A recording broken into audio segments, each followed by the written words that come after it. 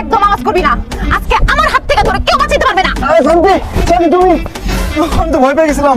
আমি তোমার বয়ফ্রেন্ড, আমি তো ছিনতাইকারী চোর না। তুমি আমাকে পেছন থেকে গলা চেপে ধরছো কেন? গলা চেপে ধরছি তোরে মাইরা ফেলার জন্য। কেন? তুমি আমাকে মারবা কেন? আমি কি করছি? ও বাবা, কি করছে সে সেটা জানে না। কালকে সারাদিন আমার সাথে দেখা করে নাই, রাত্রে আমাকে একটা ফোন দেয় নাই, আমি 2টা মেসেজ দিছি, আমার মেসেজের রিপ্লাই দেয় নাই। কারণটা কি বলো তো? জান, কালকে অফিসের কাজের অনেক প্রেশার ছিল, এই জন্য তোমার সাথে দেখা করতে পারি নাই। সারাদিন কাজ করে এত টায়ার্ড ছিলাম, বাসায় গিয়ে বিছানার সাথে পিঠটা লাগানোর সাথে সাথে ঘুম এসে পড়েছি। এই জন্য তোমার ফোনও ধরতে পারি নাই, তোমার টেক্সটে রিপ্লাই দিতে পারি নাই। একদম মিথ্যে কথা বলবা না, আমি ভালো মতোই জানি তুমি কালকে আমার সাথে দেখা না করে অন্য কোনো মেয়ের সাথে সারাদিন ঘুরছো, ওরে নিয়ে বিভিন্ন রেস্টুরেন্টে গেছো, পার্কে গেছো, ওরে খাওয়াইছো, আর রাত্রেবেলা বাসায় যেয়ে টুস করে ফোনের সিমটা চেঞ্জ করে অন্য সিম দিয়ে ওই মেয়ের সাথে কথা বলছো, তাই না? এর জন্য আমাকে ফোন দিতে ভুলে গেছো। এখন সত্যি করে বলো, ওই মেয়েটা কে? এসব তুমি কি বলতেছো শান্তি? আমি অন্য মেয়ের সাথে কেন দেখা করবো, কেন কথা বলবো? এক আপদই তো সামলাতে পারতেছি না। কি বললা তুমি? আমি আপদ? তুমি শুধু আপদ না, তুমি একটা মহাবিপদ। ইসিরে, যখন সিঙ্গেল ছিলাম, যখন দেখতাম যে আমার বন্ধুরা প্রেম করতো, গার্লফ্রেন্ড নিয়ে ঘুরে বেড়াইতো, ওগুলো দেখে আমার খুব অশান্তি হইতো। তখন আমি মনে মনে ভাবতাম, আমি যদি একটা প্রেম করতে পারতাম, একটা গার্লফ্রেন্ড হইতো, তাহলে মনে হয় আমার জীবনে শান্তি আসতো। কিন্তু তোমার সাথে প্রেম করার পর তুমি আমার এত প্যারা দিছো, শান্তি আসা তো দূরের কথা, আমার জীবনে যতটুকু শান্তি ছিল সেইটুকু শেষ হয়ে গেছে। কোথায় যাই, কি করি, কার সাথে কথা বলি, সব সময় শুধু সন্দেহ আর সন্দেহ। উঠতে সন্দেহ, বসতে সন্দেহ, খাইতে সন্দেহ, শুইতে সন্দেহ, ফোন ধরলে সন্দেহ, টেক্সট করলে সন্দেহ। সিঙ্গেল লাইফেও শান্তি নাই, প্রেম করলাম তাতেও শান্তি নাই। কোথায় গেলে শান্তি পাই? আমি একটু শান্তি চাই।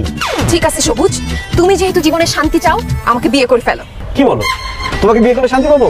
অবশ্যই, কারণ বিয়ের পর তুমি আমার সামনে থাকবা, আমি তোমার সামনে থাকবো, সন্দেহ করার তো প্রশ্নই ওঠে না। আর তুমি যখন কল করবা, আমি তখন একদম চিল্লাপালা করবো না, উল্টা তোমার সাথে আদর করে কথা বলবো, তোমার জন্য নিজ হাতে রান্না করব, রাতে তোমার মাথায় হাত বুলিয়ে তোমাকে ঘুম পাড়ায় দিব, আর বিয়ের 1 বছর পর একটা বাচ্চা নিয়ে নিব। সেই বাচ্চা তোমাকে আদর করে বলবে আব্বা আব্বা। জীবনে শান্তি আর শান্তি। আসলেই তো, বিয়ে করলে তো সব শান্তি। ইস, আমি এত বোকা কেন, একদিন বিয়ে করলাম না কেন? আচ্ছা ঠিক আছে, আজকে আব্বা আমার সাথে কথা বলবো, বিয়ের দিন তারিখ ঠিক করে ফেলবো। জান, তবে একটা জিনিস মাথায় রাখতে হবে, আমাদের বিয়েটা যেন ধুমধাম করে বিরাট আয়োজনে হয়, যাতে শহরের সবাই জানতে পারে শান্তি আর সবুজ বিয়ে করতেছে। ঠিক আছে জান, আই এম সো এক্সাইটেড।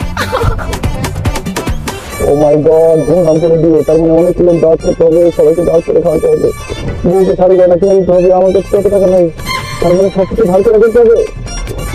আমার বিয়ে শান্তি নাই। কি ব্যাপার শান্তি? বাসর ঘরে নতুন বউ খাটে বসে থাকবে ঘুমটা দিয়ে, জামাই এসে ঘুমটা রাস্তি করে সরাবে, নতুন বউয়ের মুখটা দেখবে, তুমি খাটে না বসে এখানে দাঁড়ায় আছো কেন?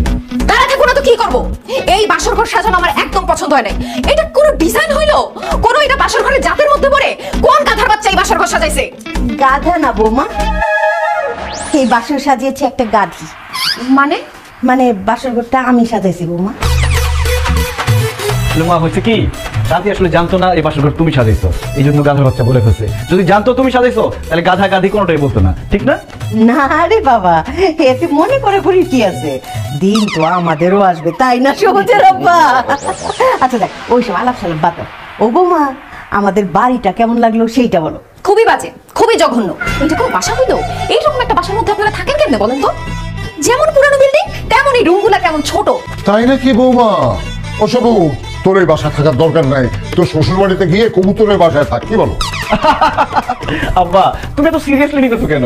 ও খুব মজা করতে পছন্দ করে, এই জন্য কথাটা মজা করে বলছে। মোটেও আমি মজা করে কোনো কিছু বলিনি, আমি সিরিয়াসলি বলছি। এই বাসা আমার একদম পছন্দ হয় না। এরকম একটা ভাঙাচোরা ফ্যান লাগানো। এই, তোমাদের বাসায় এসি নাই কেন? আমি তো এসি ছাড়া ঘুমাইতে পারবো না, অলরেডি ঘামতেছি। ওরে বাবা, বড় লোকের বেটি রে, তুমি এসি ছাড়া ঘুমাইতে পারো না? তাইলে তোমার বাড়ি থেকে একটা এসি নিয়ে আসো নাই কেন?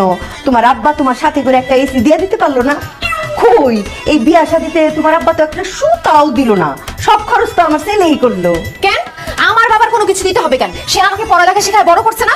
তাছাড়া আপনার ছেলে আমার মতো একটা বউ পাইছে, এটা তার 7 জন্মের কপাল। ও বাবা, আমার কোন 7 জন্মের ভাগ্য তোমার বিয়া করছে। কেন গো বৌমা, তুমি কি সোনার ডিম পাড়া হাঁস? প্রত্যেকদিন সকালে বড় একটা সোনার ডিম পাড়া দিবা আমার কোলারে। আমি বলে ডিম পারবো? এই সবুজ, তোমার মা কিন্তু আমার অপমান করে কথা বলছে, তুমি চুপ করে আছো কেন? কিছু বলো না কেন? মা, তুমি আমার এই নতুন বউকে বাসর ঘরে অপমান করে কথা বলতে পারো না। বাহ, বিয়ে না করতে করতে ভোর গোলাম হয়ে গেছে।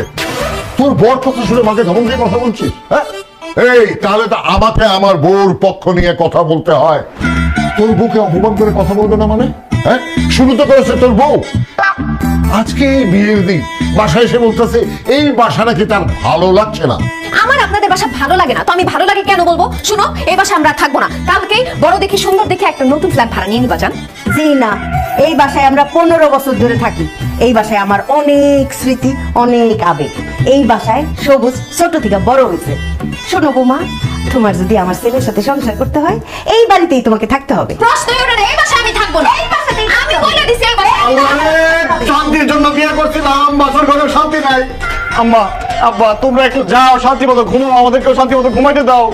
জি না, তোমার কপালে শান্তি নাই বাবা। না করছিলাম না যে প্রেম প্রীতি করে বিয়ে শাদী কইরো না, তখন তো মা বাপের কথা শুনলা না।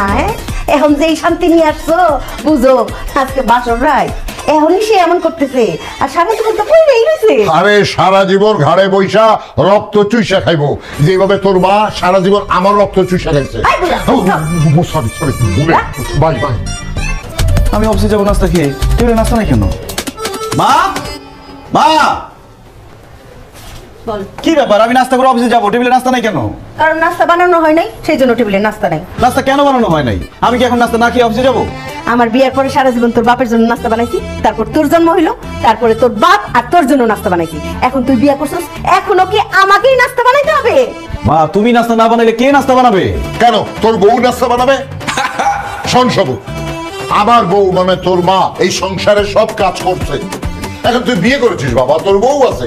এখন নাস্তার থেকে শুরু করে রান্না বাড়ি ঘরের সব কাজ তোর বউ করবে। বাবা বাবা, তো আব্বা আমি সব কাজ করলে আপনারা কি করবেন? কেন খাবো আর ঘুরে বেড়াবো? আহা হা, কি সুখ তাই না? সবুজ, রান্না বান্না তো দূরের কথা, এই ঘরের কোনো কাজ আমি করতে পারবো না। খাইতে পারবে তো বৌমা, নাকি তোমার খাউনটাও চাবায় মুখে তুলে দিতে হইব? আপনাদের খাওয়াই দিতে হবে না, কষ্ট করে আমার খাওয়াটা আমি নিজেই খেয়ে নেবো। Thank you. তাহলে নিজের রান্না নিজেই করে নিবা। শোন সবুজ, এখন তোর বউ ঘরে আসছে, এখন আমি আর রান্না বান্না করবো না। সংসারের যাবতীয় কাজকর্ম থেকে আমি অবসর গ্রহণ করিলাম।